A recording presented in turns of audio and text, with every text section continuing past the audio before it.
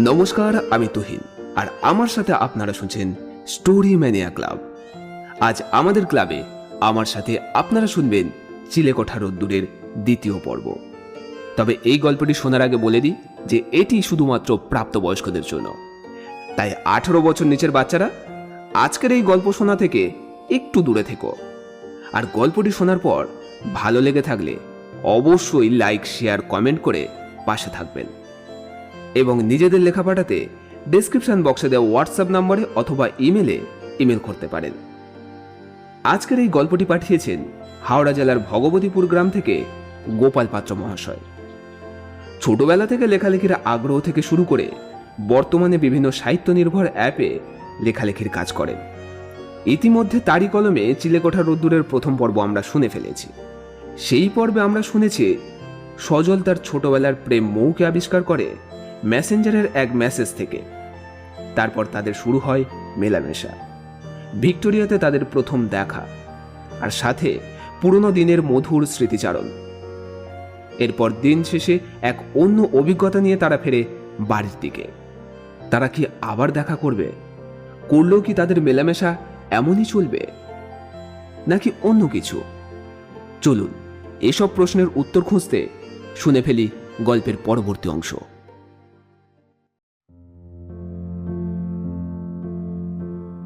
ভেবেছিলাম সজল এবং মৌয়ের প্রেম কাহিনী এখানেই ইতি টানব, আর মুখোমুখি সাক্ষাৎ নয়, যা হবে এবার মেসেঞ্জারের মাধ্যমেই হবে। মৌয়ের যা আবেগ, ভিক্টোরিয়ার গেটে জনসম্মুখে হাপুস নয়নে কাঁদা, 21 বছর পর পুরনো প্রেমিকের বুকে মাথা রেখে অভিমানে মুখ লোকানো, আমার পছন্দ মতো রান্না করে নিয়ে আসা, এ তো কল্পনারও অতীত। আর কালীঘাটে মায়ের মন্দিরে আমাকে মিলিয়ে দেওয়ার জন্য মানসিক, আর আমি কিছু কিনে দেওয়ার অনুরোধে দুম করে একটা সিঁদুর কৌটো আর একজোড়া শাঁখা পলা কিনে নেওয়ার চরম আকুতি। এটা কি অস্বাভাবিক নয়? আমি অতিশয় না বুঝেই বলেছিলাম, কারণ অষ্টমীর দিন সকাল থেকেই আমার গ্যাটের একটা কুড়িও খরচা হয়নি, সব খরচাপাতি মৌই করেছিল, তাই এমনিই বলেছিলাম। কিন্তু ফল হলো তার ঠিক বিপরীত। তবু আপত্তি না করে আমি কিনে দিয়েছিলাম। মৌ শাঁখা সিঁদুর কপালে ঠেকিয়ে বলেছিল, কত কালের স্বাদ পূরণ করলে তুমি। আর বলেছিল, আজ থেকে আবার নতুন করে তোমার হলাম সজল। অষ্টমীর সন্ধ্যায় মৌকে বিদায় দিয়ে অবধি এইসব আচার ব্যবহারের হিসাব নিকাশ আমি মেলাতে পারছিলাম না। মেয়েরা নাকি জলের জাত, যে পাত্রেই রাখা হোক না কেন সেই পাত্রেরই আকার ধারণ করে। তাই তো বিবাহের পর প্রেমিক কেন, নিজের আত্মীয় স্বজন এমনকি মা বাপকেও কেউ কেউ ভুলে যায়। তবে মৌ কি এর ব্যতিক্রম? অবয়ব বদলে নিতে পারিনি এখনো, কিন্তু কেন? মৌয়ের কোনো দুরভিসন্ধি নেই তো? কত রকম কীর্তিকলাপের কাহিনী তো নানান সোশ্যাল মিডিয়ার প্রিন্ট মিডিয়ায় প্রকাশিত হচ্ছে। কোথাও কোনো রকমভাবে ফেঁসে যাব না তো? ছাপোষা মানুষ আমি, 4-4টে পেট আমায় ঘিরে আবর্তিত, তখন তাদের কি হবে? বেশ তো সুখে কাটছিল দিন, প্রেম, প্রীতি, ভালোবাসা, সৌহার্দ্যের কোনো অভাব ছিল না। এগোবো না পিছবো, এইরকম নানা হাবিজাবি চিন্তাভাবনা মাথায় জটলা পাকাচ্ছে। সত্যি কথা বলতে কি, এরূপ চিন্তাভাবনা করেই সেদিন থেকে মৌয়ের সঙ্গে মেসেঞ্জারে যোগাযোগ করা হয়ে ওঠেনি। তাছাড়া পুজোর কটা দিন ছেলে মেয়ে ফ্যামিলির সঙ্গে খুব ব্যস্ততার সঙ্গেই কেটেছিল। কিন্তু আজ সকালে মৌয়ের মেসেজ দেখে মেসেঞ্জারটা অন করলাম। মেসেজ দেখেই তো আমার চক্ষু চড়ক গাছ। এই কদিনেই হাজার কথার পাহাড় উপড়ে দিয়েছে মৌ। হাজার অনুযোগ, অভিযোগ, অভিমানের সাথে 2টি অফার, একটি উল্লেখ করা আছে এবং একটি সাক্ষাৎ করলে তবেই সে জানাবে বলেছে। শুভ বিজয়ের শুভেচ্ছা জানিয়ে সিঁদুর খেলার কয়েকটি মুহূর্তের ছবি আমায় পাঠিয়েছে এবং জানতে চেয়েছে আমার দেওয়া সিঁদুর শাখায় তাকে কেমন মানিয়েছে। সে আরও বলেছে কত বছর পর সিঁদুর খেললো এমন আনন্দ করে, তাও নাকি আমার জন্যই। শুধু অভিযোগ একটাই, যে মৌকে ভুলে গেলে নাকি? তার সাথে ব্যথা বেদনায় ভরা কতগুলো স্বরচিত পংক্তি, যা পড়তে পড়তে বেদনায় রক্তক্ষরণ।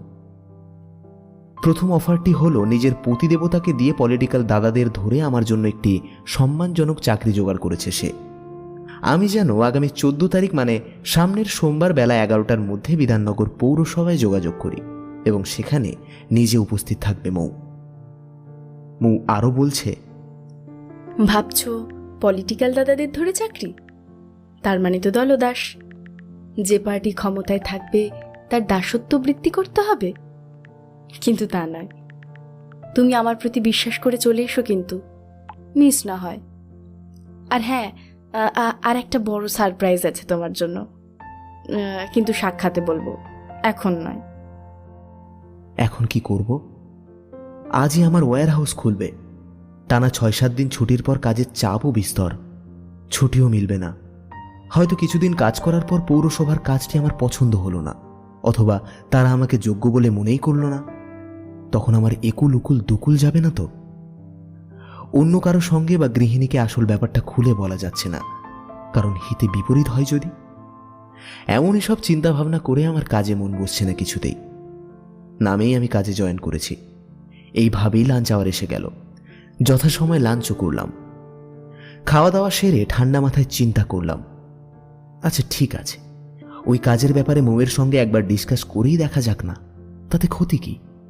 জীবন তো একটা প্রবাহিত নদীর মতো, কখন কোন দিকে বাঁক নেবে কেউ কি বলতে পারে? দেখাই যাক না। তাছাড়া মৌ তো আমার দীর্ঘদিনের চেনা জানা, নিশ্চয়ই আমার জন্য ভালো কিছু করবে। এই মনস্থ করে শনিবার কাজ থেকে ফিরেই একটু চা খেয়ে মেসেঞ্জারে ধরলাম মৌকে। 7 সমুদ্র 13 নদীর নাম না হলেও 5 সমুদ্র আর 10 নদীর গাল গল্পে মৌয়ের যত মান অভিমান অভিযোগ খণ্ডন করতে চেষ্টা করলাম। মৌ বোধ হয় কিছুটা বিরক্ত হয়েই লিখল, ওসব 7 সমুদ্র 13 নদীর গল্প রাখো। তুমি সোমবার আসছো তো? সব কথা এলেই হবে। আমি লিখলাম, না মানে কাজটা যদি কি বলতে মৌ ভালো হতো। প্রথমেই আমি তোমাকে বলেছি যে আমার প্রতি বিশ্বাস রাখো, তোমার যোগ্য কাজই তুমি পাবে।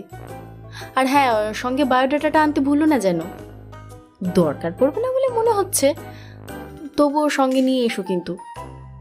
আমি কথা না বাড়িয়ে শুধু বললাম, আসবো, কিন্তু তুমি থাকবে তো?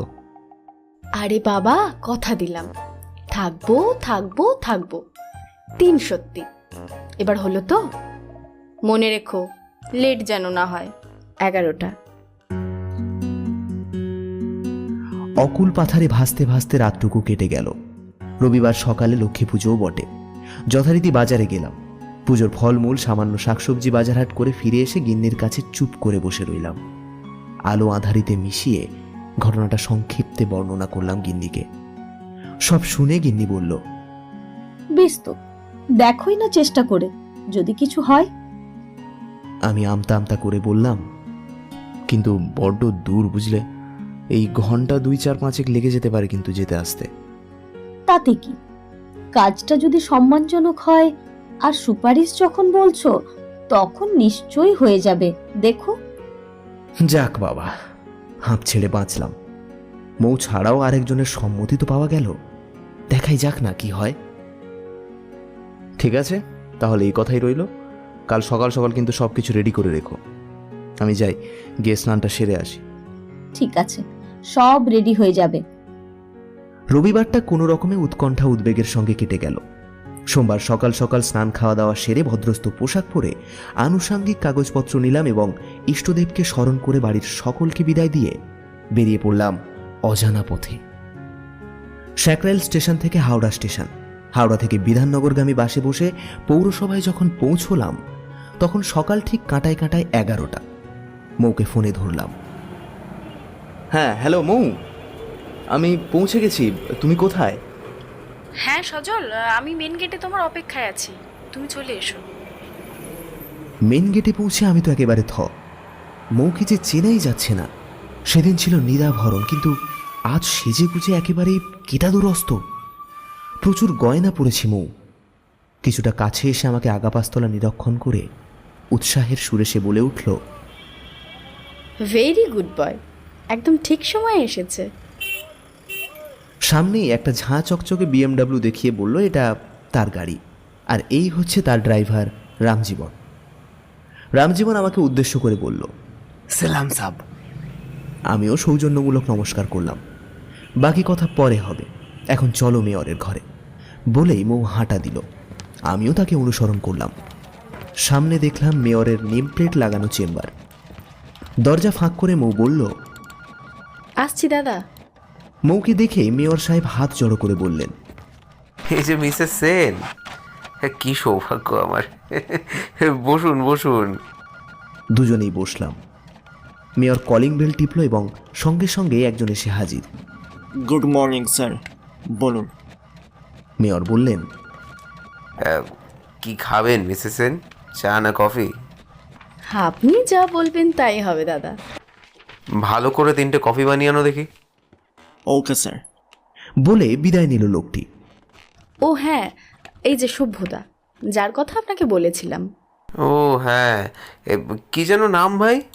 আমি বললাম, হ্যাঁ আগে সজল দাস। ওকে, আপনার কাজটি হয়ে যাবে। ডক্টর সেন আপনার সম্বন্ধে সব কিছুই বলেছেন, একটু অপেক্ষা করুন। Thank you sir. সঠিক সময় কফি এলো। আমরা কফিতে চুমুক দিচ্ছি, আর মেয়র সাহেব কাকে যেন ফোন করে আমার ব্যাপারে কিছু একটা বুঝিয়ে দিচ্ছিলেন বলে মনে হলো। কফি খাওয়া শেষ হলো। মেয়র সাহেব আবার কলিং বেল টেপার সঙ্গে সঙ্গেই একজন এসে হাজির। আমাকে দেখিয়ে তিনি বললেন, রমেশবাবুর ঘরে নিয়ে যান, বলবেন আমি পাঠিয়েছি। ওকে। ঘাড় নেড়ে সম্মতি জানালো লোকটি। আমাকে উদ্দেশ্য করে লোকটি বলল, আপনি আমার সঙ্গে আসুন স্যার। তাহলে আজ আসি দাদা। ডাক্তারবাবুকে আমার বিজয়ের শুভেচ্ছা জানাবেন। এই এখন উনি ব্যাঙ্গালোরে না? হ্যাঁ দাদা। মৌ বলল, ঠিক আছে। উনি ফিরলে আপনাদের ওখানে গিয়ে একদিন পেট পুড়ে খেয়ে আসবো, কেমন? সে তো আমার সৌভাগ্য দাদা, নিশ্চয়ই আসবেন। আজ তাহলে আসি। মৌ বলল, তুমি ওনার সঙ্গে যাও, আমি বাইরে গাড়িতে অপেক্ষায় আছি, কেমন? বলেই মৌ বিদায় নিল। ভদ্রলোকের সঙ্গে রমেশবাবুর কেবিনে প্রবেশ করলাম। রমেশবাবু বিনয়ের সুরে বললেন, সব কথা হয়েছে, বসুন আপনি। আমি চেয়ারে বসতেই ভদ্রলোক বললেন, আপনি যখন মেয়র সাহেবের চেনা জানা, তখন কোনো অসুবিধা নেই। কাজটাও তো আর তেমন কিছু নয়, অ্যাসিস্ট্যান্ট ট্যাক্স কালেক্টেড। ফর্মালিটিস অনেক রকমই আছে, কিন্তু তড়িঘড়ি হঠাৎ করে প্রয়োজন বলেই আপনাকে নির্বাচন করা হয়েছে। সেসব হ্যাপা আপনাকে পোহাতে হবে না। অনুগ্রহ করে বায়োডাটাটা যদি দেন। আমি বায়োডাটা দিলাম। উনি আগাগোড়া চোখ বুলিয়ে বললেন, এক্সেলেন্ট, ভেরি গুড। এরকম কম্পিউটার জানার লোকই তো আমরা চাইছিলাম। ঠিক আছে ভাই, একটু অপেক্ষা করুন, আমি অ্যাপয়েন্টমেন্ট লেটারটা রেডি করে দিচ্ছি। তাহলে কাল থেকে জয়েন করুন, কেমন? আমি বিনয়ের সঙ্গে বললাম, স্যার স্যালারিটা যদি একটু বলতেন খুব ভালো হতো। ও এই কথা, শুরুতে 21,000 প্লাস, এছাড়াও ইএসআই, পিএফ এবং অন্যান্য সুযোগ সুবিধা সবই পাবেন। অনেক অনেক ধন্যবাদ স্যার। কিছুক্ষণের মধ্যে অ্যাপয়েন্টমেন্ট লেটারটি আমার হাতে দিয়ে বললেন, কাল 11টায় অফিস, কেমন? রুম নম্বর 26, ঠিক আছে? অসংখ্য ধন্যবাদ স্যার।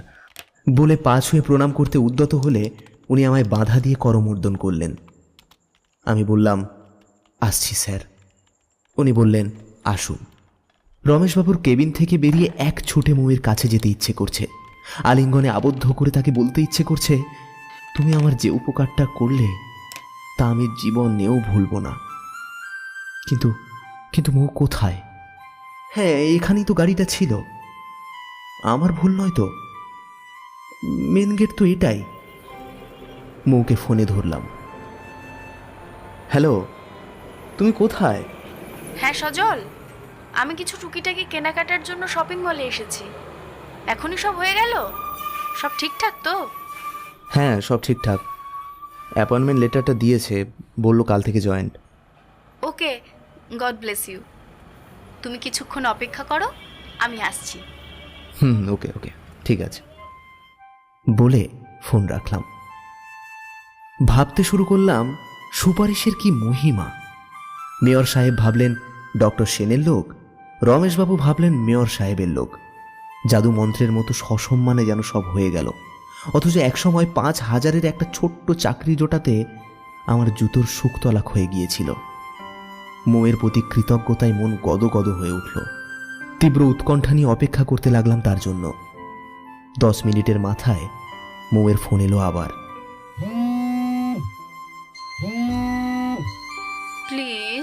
আর একটু অপেক্ষা করো, কিছু টুকিটাকি জিনিস কিনতে বাকি। 5 মিনিট, আর 5 মিনিটের মধ্যে আসছি, কেমন? আরে ঠিক আছে মৌ, 5 মিনিট কেন, আমি সারা জীবন তোমার জন্য অপেক্ষা করতে রাজি, কারণ আমি জানি তুমি আমার সবচেয়ে ভালো বন্ধু। মৌ হাসির জ্যোৎস্না ছড়িয়ে বলল, ও আচ্ছা, তাই নাকি? ঠিক আছে, রাখো, কেমন?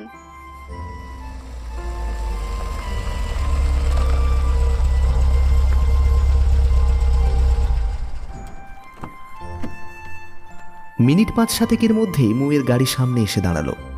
গেটটা খুলে মৌ বলল, উঠে এসো। আমি ইতস্তত করতে লাগলাম। মৌ মৃদু ধমকের সুরে বলল, কি হলো, শুনতে পেলে না? পরক্ষণেই নরম হয়ে সে বলল, উঠে এসো প্লিজ। একরকম বাধ্য হয়েই গাড়িতে উঠলাম। পেছনের সিটে পাশাপাশি দুজনে। গাড়ি স্টার্ট নিয়েছে। গাড়ির মধ্যে রবীন্দ্রসঙ্গীত চলছিল মৃদু শব্দে। জানি না কাকতালীয়ভাবে কিনা, তবে পরবর্তী গানই ছিল,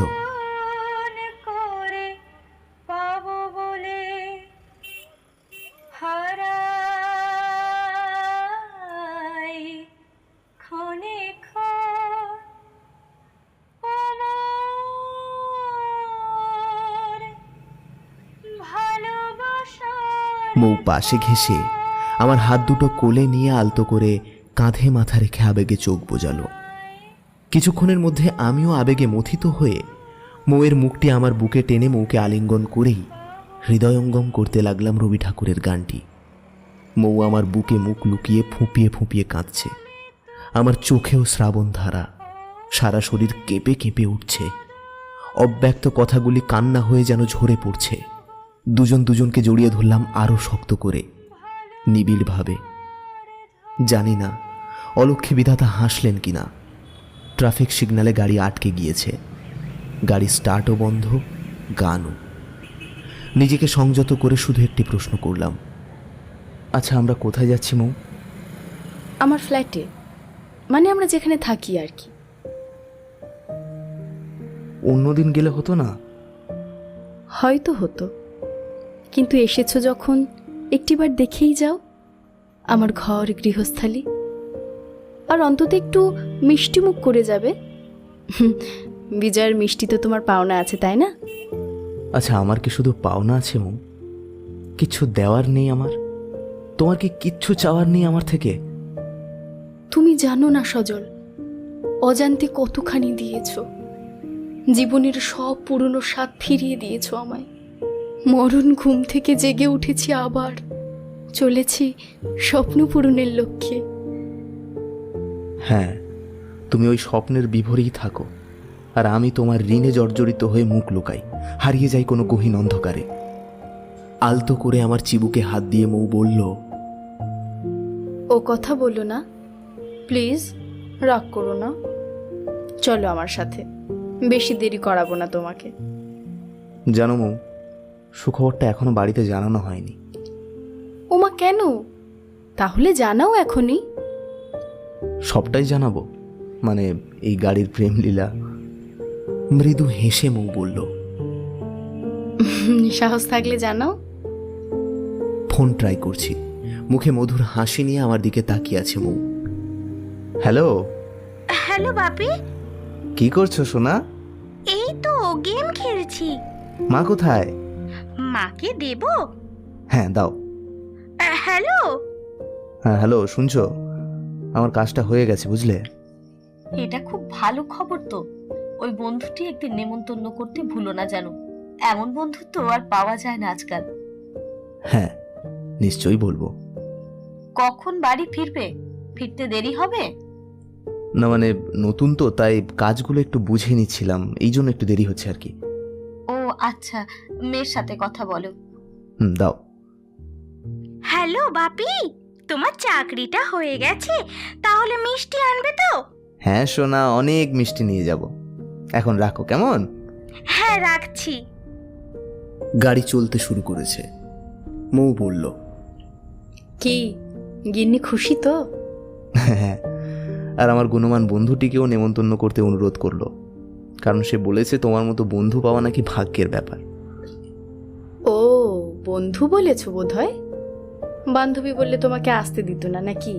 না, ঠিক তা নয়, বোঝই তো সব। ঘরোয়া আটপৌড়ে জীবন, সোশ্যালিজম, বন্ধু বান্ধব বোঝে খুব কমই। স্বামী স্ত্রী ছেলে মেয়ে শ্বশুর শাশুড়ি, এই নিয়েই তার পৃথিবী। আরে বাবা, ঠাট্টা করছিলাম সজল, সবই বুঝি। বড় শখ হয় তোমার সোনার সংসার আমি গিয়ে একবার সচক্ষে দেখে আসি।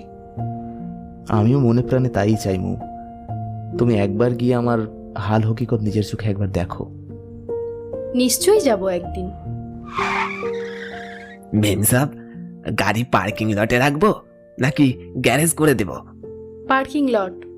কিছুক্ষণ পর সাহেবকে হাওড়া স্টেশনে ছেড়ে দিয়ে আসবে। জি ma'am. B block, Lake Town, sector 5, flat number 31।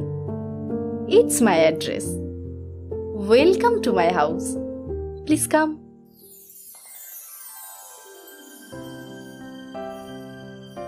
গগনচুম্বী অট্টালিকার লিফটে উঠছি তো উঠছি। একসময় এসে পৌঁছলাম ফ্ল্যাট নাম্বার 31। পর্যাপ্ত পরিমাণ আলো বাতাসপূর্ণ একটি ড্রয়িং রুমে আমাকে বসতে বলে মৌ ভেতরে গেল। চারপাশ দেখলাম সুসজ্জিত, কত দামি অর্কিড এবং ক্যাকটাস। হাদারামের মতো চারিদিকে দেখছি আর কত কি মনে মনে ভাবছি, কোথায় মৌ আর কোথায় আমি।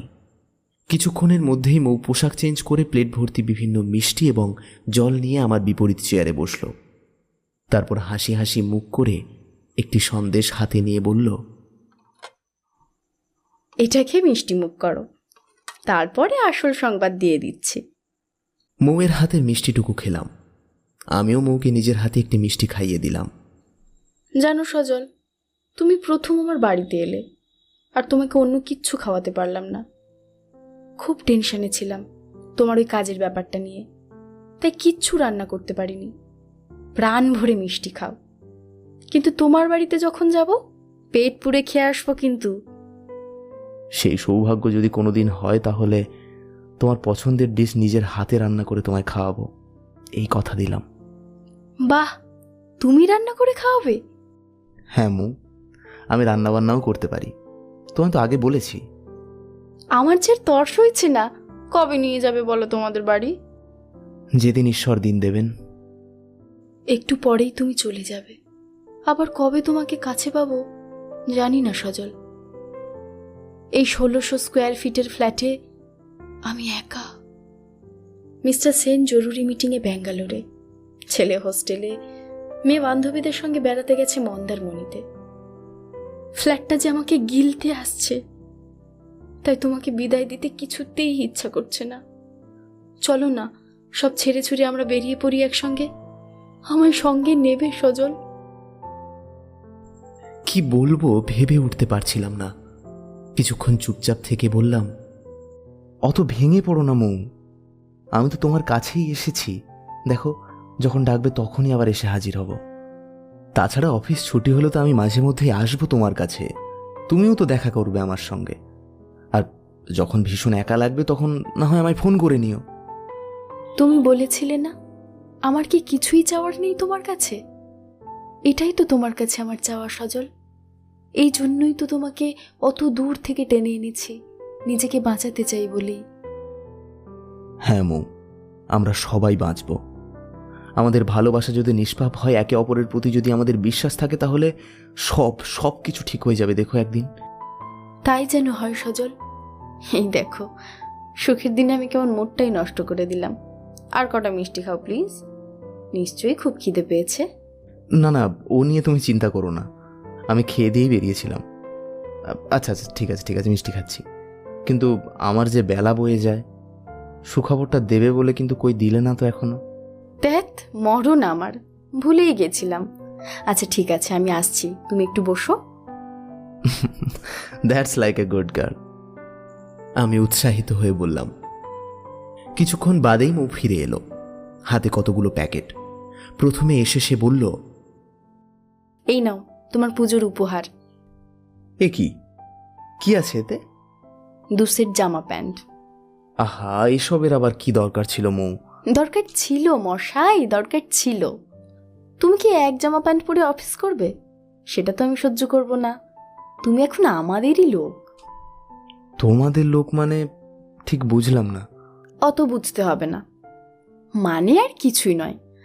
আমাদের কর্তা মানে ডক্টর সেন মেয়র সভ্যতাকে বলেছেন তুমি নাকি তার পিস্তুত ভাই, এই আর কি। আমি ঠাট্টার ছলে বললাম, তাহলে আমি এখন তোমার দেবর? মুখের কথা কেড়ে নিয়েই সঙ্গে সঙ্গে উত্তরে মৌ বলল, হ্যাঁ, দ্বিতীয় বর। ক্ষমতা আছে তো, পরে পরখ করে দেখবো কোন। নাও এখন চোখ বন্ধ করো দেখি। চোখ বুঝলাম। ছোট্ট একটি প্যাকেট হাতে ধরিয়ে দিল।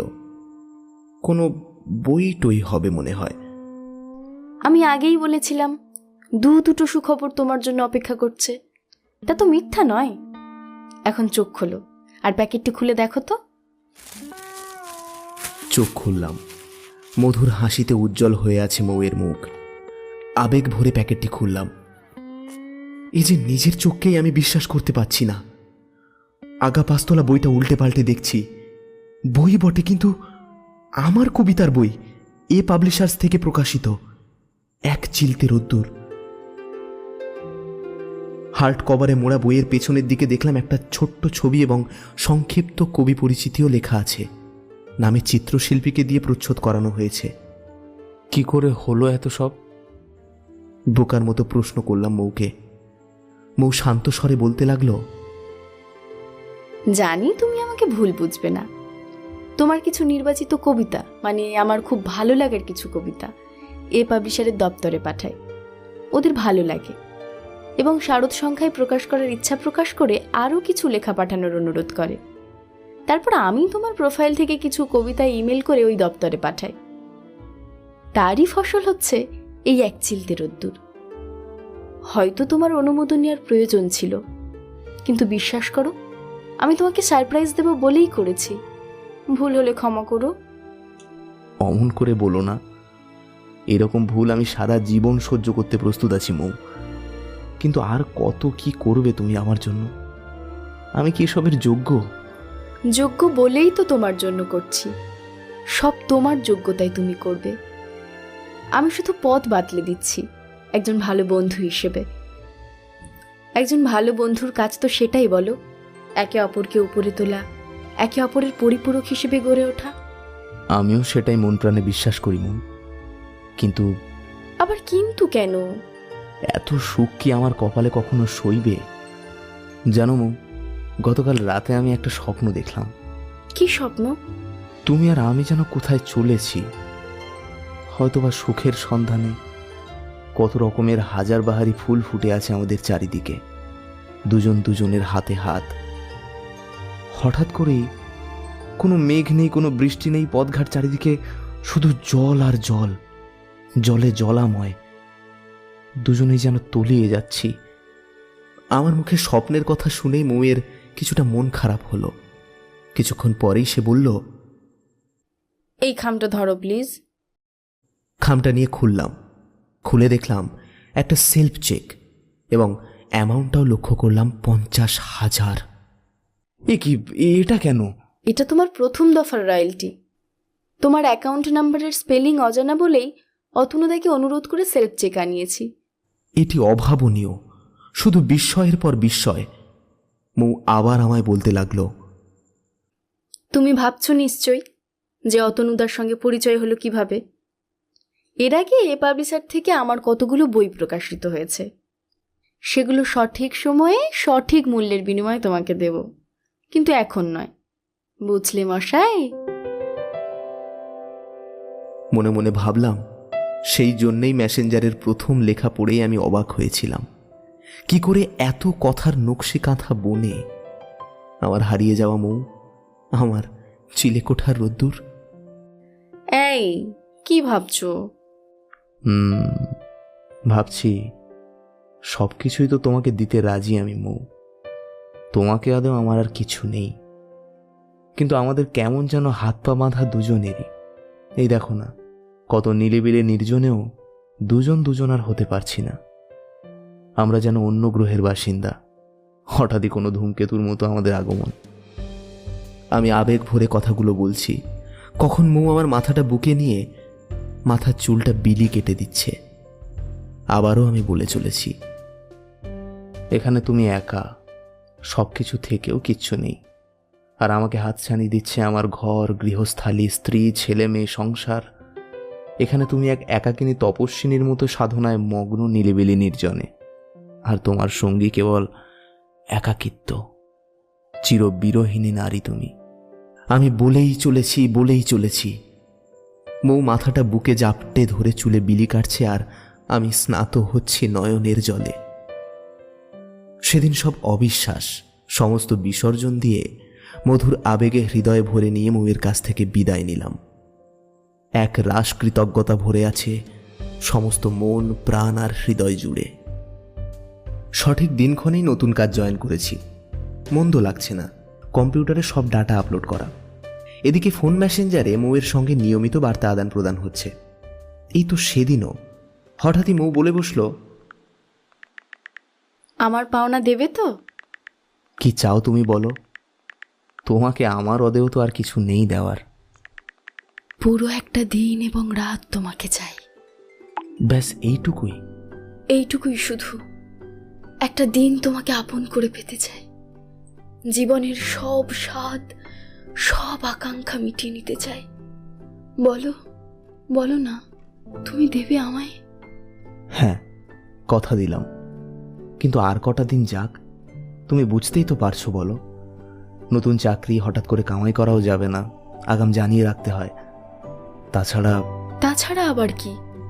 আমি বললাম, তাছাড়া সারাদিন সমুদ্রের বালুকা বেলায় ঝিনুক কুড়োনো রোদের তাপও একটু কমুক, মানে একটু শীত পড়ুক। আর কটা দিন যাক না। আবারও তাছাড়া? আর তাছাড়াও অন্যান্য আনুষঙ্গিক কাজকর্ম শীতকালেই তো ভালো হয়। কি তুমি কি বলো মৌ? ওহরি, তোমার তলে তলে এত? ঠিক আছে, তাই সই। এই তো সোনা মেয়ের মতো কথা। এইভাবে আরো কটা দিন গেল। নভেম্বরের শেষ এক শনিবার দেখে দিনক্ষণ ঠিক করা গেল যে শনিবার সকাল সকাল বেরিয়ে দীঘায় রাত কাটিয়ে রবিবার সকালে অথবা বিকেলে আবার প্রত্যাবর্তন। হোটেল বুকিং, সমস্ত প্রোগ্রাম, আনুষঙ্গিক ঝুটঝামেলা সবকিছুই মৌ সামলাবে। আর মৌ আমাকে তার BMW নিয়ে আমার লোকাল এলাকা রানীহাটি থেকে আমায় তুলে নেবে। Okay, full and final then? Yes sir. বাড়িতে আগেই বলে রেখেছি অফিসের কাজে আমায় একদিন বাইরে যেতে হবে। তাই কেউ কোনো আপত্তি করেনি, কারণ নতুন চাকরি, যে কাজের যেমন ধরন, কোনো বাধাই যেন আর বাধা রইল না। আমি যৎসামান্য লাগেজ নিয়ে সকাল 8টার মধ্যে রানীহাটি বাস স্ট্যান্ডে দাঁড়িয়ে আছি। কিন্তু মৌ কোথায়? কিছুক্ষণ ফোনেও ট্রাই করলাম, কিন্তু ফোনও তার সুইচ অফ। কী ব্যাপার? মৌ সাধারণত এরকম তো করে না। গতকাল রাতেও কথা হয়েছে, কোনো বিপদের সংকেতও মেলেনি। আনন্দে টগবগিয়ে ফুটছিল যেন। তবে কি হলো? নানা রকম 7-5 চিন্তা মাথায় আসছে। এভাবেই আধ ঘন্টা কাটল। এরপর বোধহয় আমার অবস্থা সঙ্গীন দেখেই কিছুটা দূর থেকে কে যেন বলে উঠল, এই যে আমি এদিকে। তাকিয়ে দেখলাম মৌ।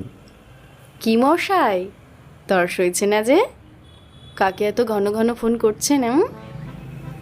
এতক্ষণ স্ট্যান্ডে লক্ষ্যই করিনি যে একটা BMW গাড়ি দাঁড়িয়ে আছে। গাড়িটি একটিবার দেখেছি, তাই নাম্বারটা খেয়াল করতে পারিনি। তাছাড়া মৌ আমায় বলেছিল সে চলন্ত গাড়িতে আমায় লিফট দেবে। ও যে 8টার আগে পৌঁছে যাবে তা কে জানতো। ঈষৎ লজ্জা পেয়ে বললাম, না না, এমনি আর কি। কিন্তু তুমি ফোন অফ করে রেখেছিলে কেন? মৌ হেসে বলল,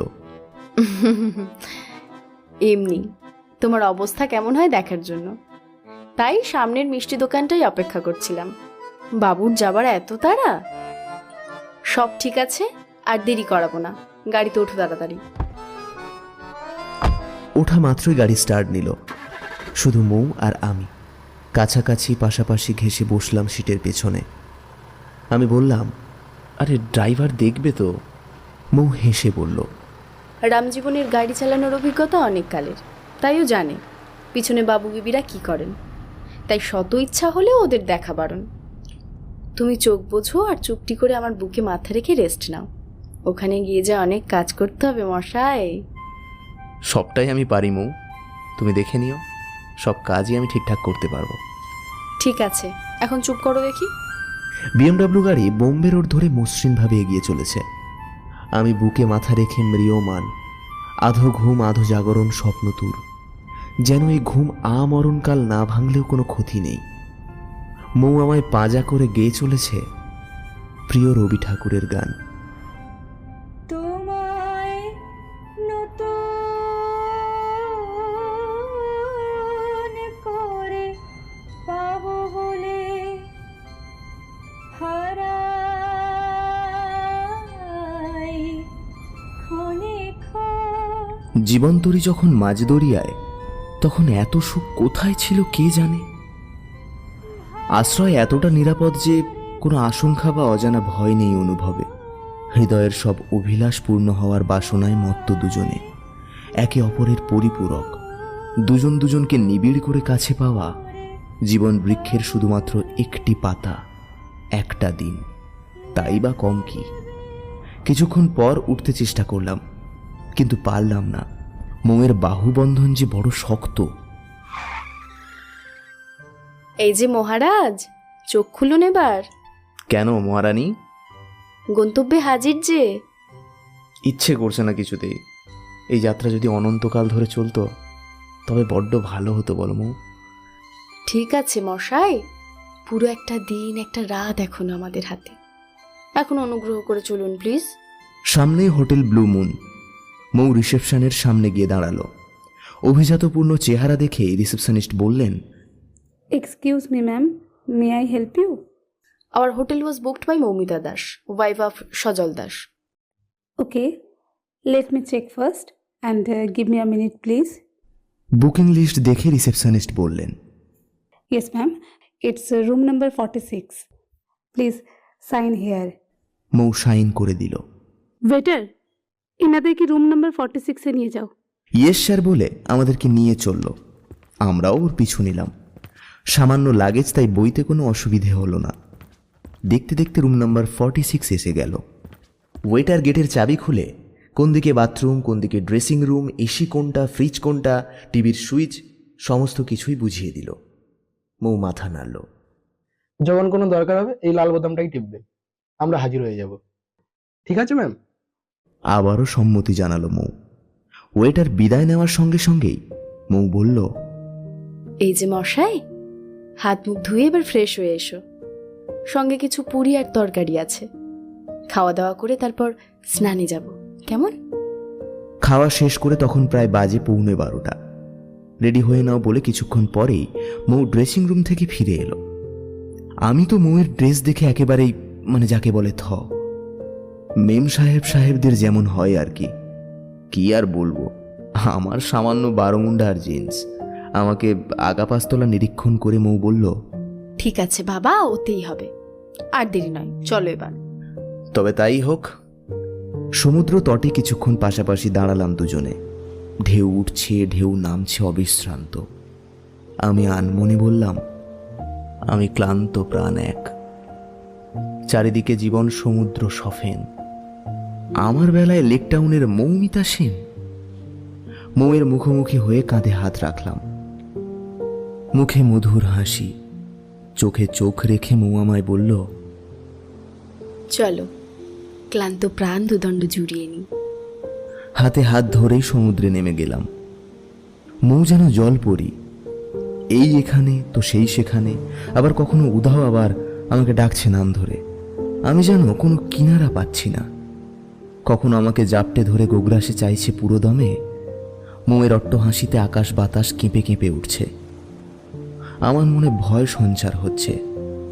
ঢেউগুলো বড় বড় দাঁতের নিকট হাসি বলে মনে হচ্ছে, যেন সে আমায় ব্যঙ্গ বিদ্রুপ করছে। এদিকে মৌ চিৎকার করছে, বেশ তো তুমি বললে যে তুমি নাকি সব কাজ পারো, কি হলো? আমার ইচ্ছা থাকলেও মৌয়ের সঙ্গে পাল্লা দিতে পারছি না কিছুতেই। তবুও তো হেরে গেলে চলবে না। মৌয়ের উদ্দেশ্যে আমি চেঁচিয়ে বললাম, আরে ওদিকটা বড় গভীর, একটু কাছে এসো প্লিজ। কেন ভয় পাচ্ছ তুমি? এসো, আমাকে উদ্ধার করো, না হলে কিন্তু সত্যিই তলিয়ে যাব। অট্ট হাসিতে কাঁপুনি জাগলো মনে। আমি প্রাণপণে মৌকে জড়িয়ে ধরলাম শক্ত করে। মৌ নিজের সবটুকু অস্তিত্ব দিয়ে আমাকেও জড়িয়ে ধরে শরীর মনের সব রশ্মিটুকু শুষে নিতে লাগলো। দুজনেই প্রাণপণে একে অপরকে সব দিলাম উজাড় করে। বেশ কিছুক্ষণ এভাবেই কাটল। দুজনেই বেশ হাঁপিয়ে উঠেছি। মৌ বলল, চলো এবার ওঠা যাক। মনে মনে আমি তাই চাইছিলাম, কিন্তু মুখে বললাম এক্ষুনি। তাই শুনে মৌ বলল, আমাদের সময় যে বড় অল্প। একটি দিন, একটি রাতের জন্য তোমাকে কাছে পেয়েছি। এইটুকু সময়ে জীবনের সব স্বাদ পূরণ করে নিতে হবে। সারা জীবনেও কি সব স্বাদ পূরণ হয় মৌ? জানি সজল, তবু হারিয়ে যাওয়া দুয়ানা স্বপ্নের মতো তোমাকে পেয়েছি। যতটা পারি উপভোগ করি। পরিবেশটা যেন কেমন ভারী ভারী মনে হলো, তাই আর কথা বললাম না। মৌয়ের কাঁধে হাত রেখে কাছে টেনে আলতো করে চুম্বন করলাম কপালে। বললাম, চলো এবার ওঠা যাক। সমুদ্রে যথেষ্ট পরিমাণ কসরত করে দুজনেরই খিদে ঝনঝনে হয়েছে, তাই দেরি না করে পোশাক চেঞ্জ করেই খাবারের উদ্দেশ্যে হোটেলের নিচে এলাম। একটি নিলিবিলি সিটে দুজনে মুখোমুখি বসলাম। ওয়েটার মেনু লিস্ট নিয়ে এলো। মৌই সব পছন্দ করলো, কিন্তু অর্ডার দেওয়ার আগেই আমাকে একবার দেখালো। আমি চোখ বোলালাম। দেখলাম সাদা ভাত, মুগ ডাল, সবজি, শুক্তো, বেগুন ভাজা, ফ্রাইড রাইস, চিকেন কষা, ইলিশ মাছের পাতুড়ি, চিংড়ি মাছের মালাইকারি, পাবদা মাছের ঝোল, তোপসে মাছের চপ, আমের চাটনি, সেঁকা পাঁপড়, দই এবং বড় একটা রসগোল্লা। হ্যাঁ হ্যাঁ ঠিক আছে, একদম পারফেক্ট, আমি বললাম। ওয়েটার একে একে সমস্ত পদ সাজিয়ে রাখছে। আমি কেমন যেন থ মেরে গেলাম। বাড়ির কথা ভীষণ মনে পড়ল, বিশেষ করে আমার 6 বছরের ছোট্ট মেয়েটির কথা, আমার গৃহিণীর কথা। বেচারা সব দুঃখ কষ্ট হাস্য মুখে শোয়ে সংসারের সমস্ত হেঁসেল টানে। আর সন্দেহ তো দুরস্ত, দেবতার মতো শ্রদ্ধা ভক্তি করে আমায়। এমন রাজকীয়ভাবে এসি গাড়ি, এসি হোটেল রুম, এমনকি রাজকীয় খাবার একসঙ্গে খাওয়া হয়ে ওঠেনি কোনোদিন। এর আগে 2-3 বার এসেছি এখানে, কিন্তু সাধারণ মধ্যবিত্তদের যা হয় আর কি, ওই 500-700 টাকার ফ্যামিলি রুম আর জিনিসপত্রের দরদাম করে কিছুটা ভালো মন্দ খাওয়ার অর্ডার দেওয়া। তারপর মাসের শেষে ডাল ভাত আলু সেদ্ধ খেয়েই কেটেছে অনেকটা দিন। আমাকে একটু বিমর্ষ দেখেই মৌ বলল,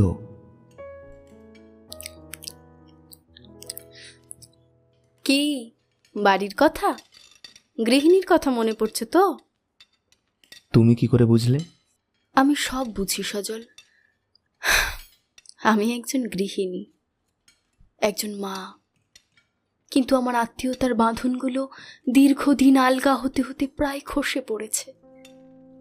কিন্তু তুমি যে কঠিন বন্ধনে আবদ্ধ, তোমার ক্ষেত্রে এটাই স্বাভাবিক। আমার জন্য কেবল আমার চাওয়াকে প্রাধান্য দিতেই এতদূর চলে এসেছো। তা কি আমি বুঝি না, নাকি তা আমার অজানা? বলছিলাম প্লিজ একটা দিন বই তো আর কিছু নয়, খাওয়া শুরু করো প্লিজ, না হলে যে পুরো দায়টাই আমার উপর বর্তাবে। মৌকে সান্ত্বনা দিতে কিছুটা বলতে যাচ্ছিলাম, ও বাধা দিয়ে আমায় বলল, ঠিক আছে আগে খাওয়া শুরু করো প্লিজ, পরে কথা বলবে। যে আজ্ঞে মহারানী। মৌয়ের ঠোঁটে হাসির রেখা। পরম তৃপ্তিতে খেয়ে যাচ্ছি। মৌ বেশিরভাগ পদের অর্ধেকটাই খাওয়ার আগে আমার পাতে তুলে দিচ্ছে। জানো তো সজল, আমি বেশি খাই না, তুমি একটু বেশি করে খাও। আমি বুঝলাম মৌ কিন্তু আমাকে করুণা করছে না। যেমন স্ত্রী প্রিয় পুরুষের জন্য নিজের ভাগের সমস্ত কিছুটাই উজাড় করে দেয় নিজেকে নিঃস্ব করে, তেমনি কিছুক্ষণ চুপ থেকে মৌই প্রথমে মুখ খুলল। এবার যদি কোনোদিন আসতেই হয় তাহলে সকলেই একসঙ্গে আসবো। তার মানে? সকলে মানে আমার ফ্যামিলির যদি কেউ আসে, আর তোমার ফ্যামিলির সবাই। তা কি করে সম্ভব? নিশ্চয়ই সম্ভব। তোমার গিন্নির সঙ্গে আমার পরিচয় করাও, এমন ভাব গড়ে তুলবো, দেখবে তখন আমার সঙ্গে তুমি না চাইলেও তোমাকে জোর করে পাঠাবে। তাই যেন হয় মৌ। তুমি শুধু কাজটি করো আর মন দিয়ে লেখালেখি করে যাও, তাহলেই হবে। তুমি যে চেয়ারটাতে বসে আছো, 14 বছরেই কোটিপতি হয়ে যেতে পারো, কিন্তু সেটি অসৎ উপায়। সে তুমি করবেও না জানি, আর পারবেও না, আর করতে হবেও না। আগামী বইমেলা সংখ্যায় যাতে তোমার 2-3টি বই প্রকাশ পায় তার ব্যবস্থা আমি করছি। তোমার মাসে অন্তত 1050 ইনকাম যাতে হয় তার ব্যবস্থা হয়ে যাবে দেখো। আর আমাদের বিল্ডিং এর পাশে একটি ফ্ল্যাট তোমাকে যাতে কিস্তিতে দেওয়া যায় তার ব্যবস্থা করারও চেষ্টা করব। তখন তুমি, আমি, তোমাদের ফ্যামিলির সবাই একসঙ্গে। স্বপ্নটা একটু আকাশ কুসুম হয়ে গেল না?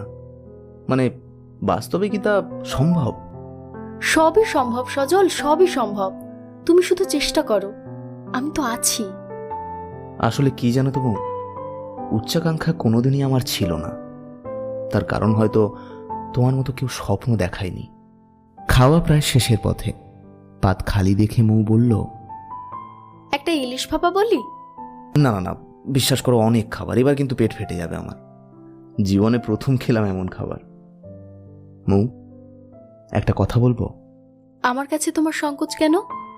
বলে ফেলো। বলছিলাম দুপুরের খাবারের বিলটা অন্তত আমাকে দিতে দাও। ও এই কথা, দাও তাহলে। রিসেপশনে গিয়ে 3400 টাকা বিল পেমেন্ট করে আমরা উপরে উঠে গেলাম। দরজাটা ভেজিয়ে এসিটা নর্মাল মোড অন করে মৌ বলল, কোনো কথা হবে না, 1 ঘন্টা পুরোপুরি রেস্ট। বলেই চাদরটা গায়ে দিতে যাবে, আমিও 2-1 পা ওদিকে এগিয়ে যেতেই আমার উদ্দেশ্যে সে বলল, এখন যাও, যা হবার পরে হবে। পুরো একটা রাত পড়ে আছে যে।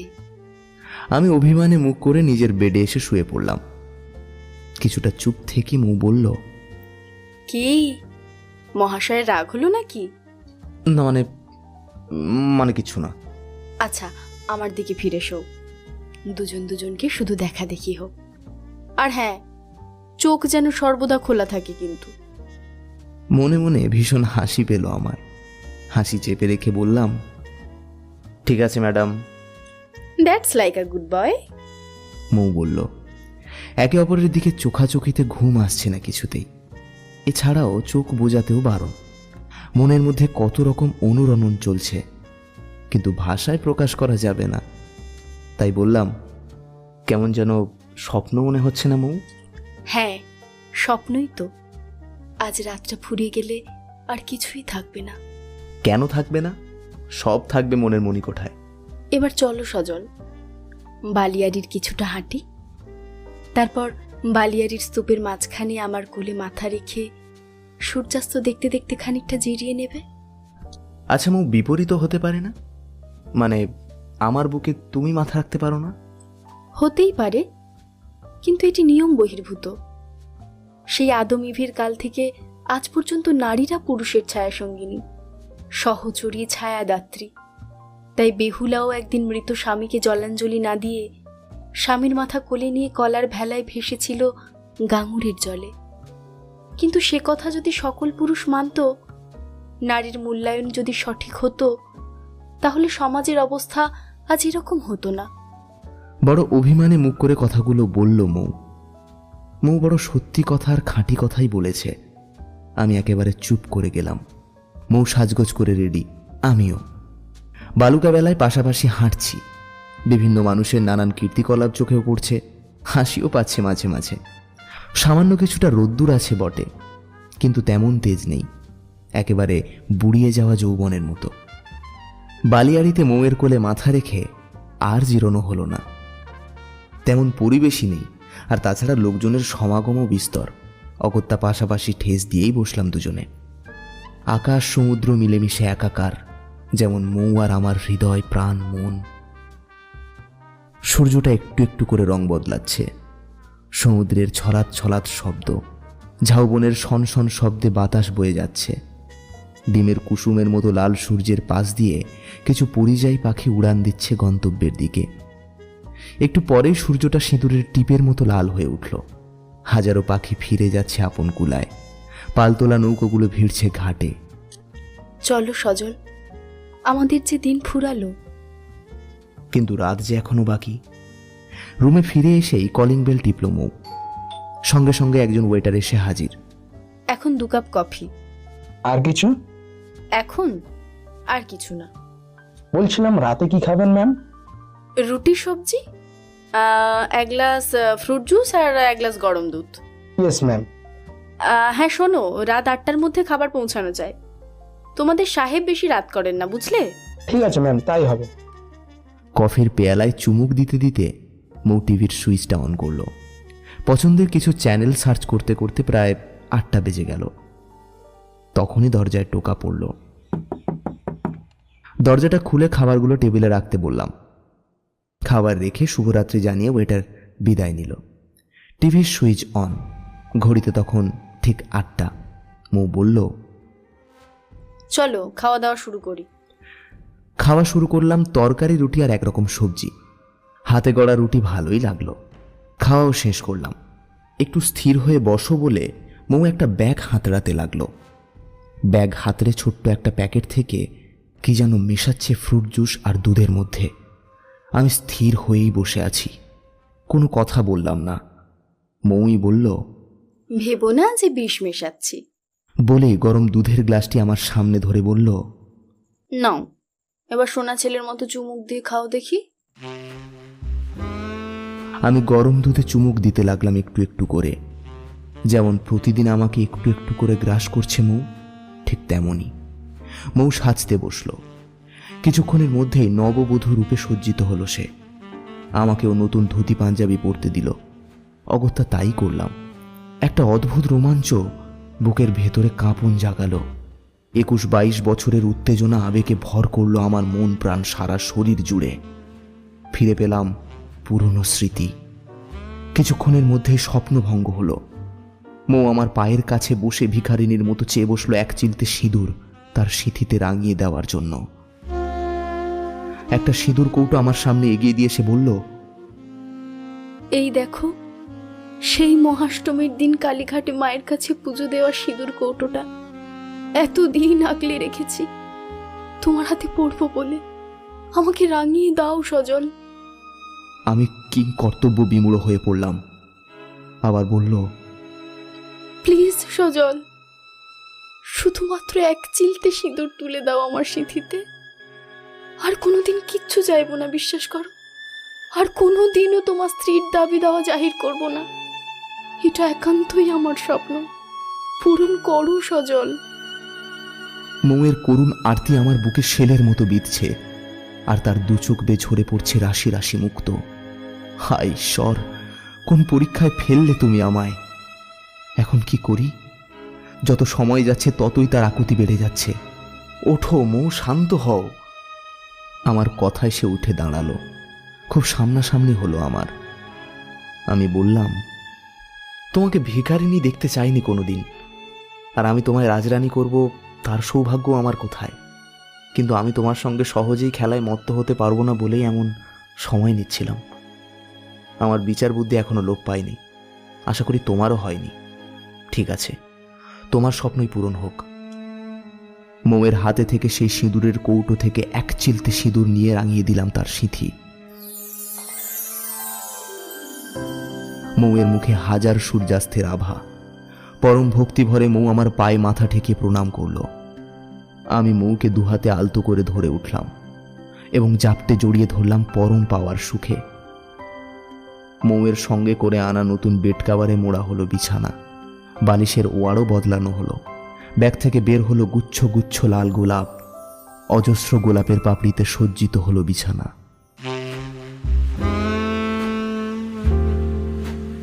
সাথে সাথে গাঢ় নীল রঙে ভরে গেল সারা ঘর। দুজনের হৃদয় মন প্রাণ। প্রথমেই মৌ বিছানা নিল। আমিও বিছানায় গিয়ে প্রথমে মৌকে আলতো করে কপালে চুমু দিলাম, তারপর ঠোঁটে, তারপর সারা শরীর জুড়ে 108টা পদ্মের মতো। একেই কি বলে মধুজামিনী যাপন? চোখে মুখে তৃষ্ণা, তৃষ্ণা বক্ষে, তৃষ্ণা সারা শরীর জুড়ে। দুহাত বাড়িয়ে মৌ ঝাঁপ দিল আমার বক্ষে। তারপর হারিয়ে যেতে থাকলাম দুজন দুজনের মধ্যে। উথাল পাথাল সারা শরীর মন প্রাণ। এক সময় শীতল হলো দীর্ঘ 25 বছরের শরীর মনের জ্বালা। হৃদয়ের যত অভিমান গলে জল হলো। মৌ এখনো আমার কণ্ঠ লগ্না হয়ে আদর সোহাগে ভরিয়ে দিচ্ছে। চোখের কোণে মণিমুক্তার মতো জলজল করছে বিন্দু বিন্দু জলের কণা। আমি চোখের কণায় হাত বোলাতেই যাব, মৌ আমায় বাধা দিয়ে বলল,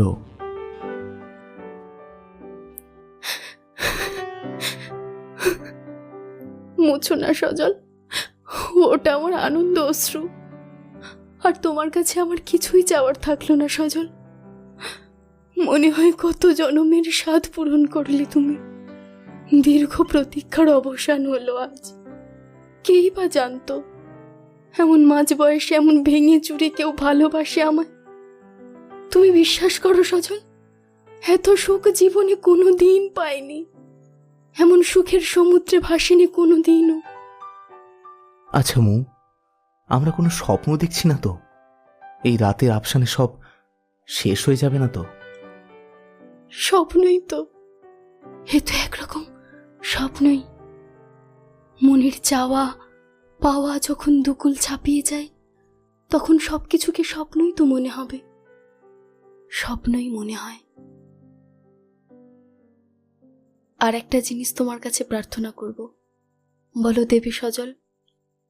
আমার সাধ্য থাকলে নিশ্চয়ই তোমায় দেব। আমার মাথায় হাত রেখে আশীর্বাদ করো, যদি পুনর্জন্ম বলে কিছু থাকে তাহলে তোমাকেই যেন পতি হিসেবে সারা জীবন পায়। মাথায় হাত রেখে মনে মনে তাই কামনা করলাম দয়াময়ের কাছে। এই নাও আশীর্বাদ করলাম, এবার হলো তো? মুখে মধুর হাসি নিয়ে যক্ষের ধনের মতো আঁকড়ে ধরল আমাকে। আমিও আষ্টে পৃষ্ঠে মৌকেও বাঁধলাম প্রবল বাহুবলে। মৌ ক্রমশ ছোট্ট হতে হতে হারিয়ে গেল আমার বুকে।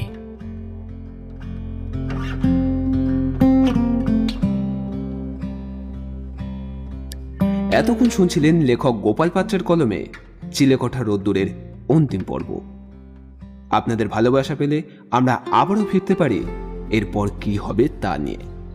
এখন এই পর্যন্ত। গল্পে সাউন্ড ডিজাইনে তুহিন এবং পোস্টার ডিজাইনে শুভজিৎ। এছাড়াও বিভিন্ন চরিত্রে অভিজিৎ, পারমিতা, রূপা, অমৃতা, ঋষভ, তুহিন, অর্চিত, পথিক, রশ্মি, তুফান এবং পৌতুষা। পরবর্তীতে ভিন্ন স্বাদের গল্প নিয়ে ফিরছি খুব শীঘ্রই। ততক্ষণ শুনতে থাকুন, শোনাতে থাকুন আমার প্রিয়, আপনার প্রিয় স্টোরি ম্যানিয়া ক্লাব। সাথে সুস্থ থাকুন, ভালো থাকুন। ধন্যবাদ।